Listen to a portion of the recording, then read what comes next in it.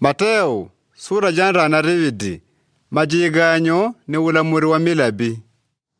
Aisa ajendele shele.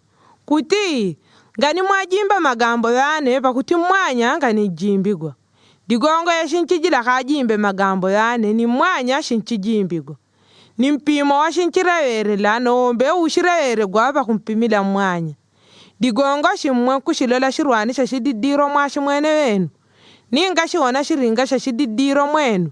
Shinaudi mwe mpaka mwatenda ashi mwene wenu. Muna shana ntiore shirwani shashididiro mwenu.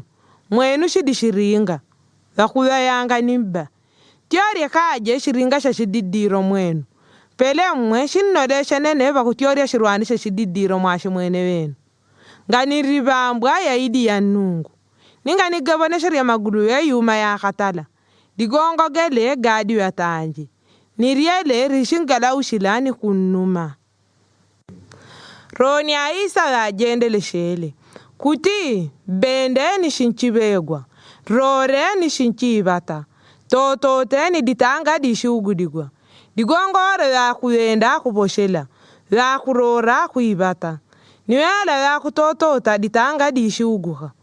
Ya ni mwanya na gamana shajwenu kuyenda buledi paka mpedi ganga.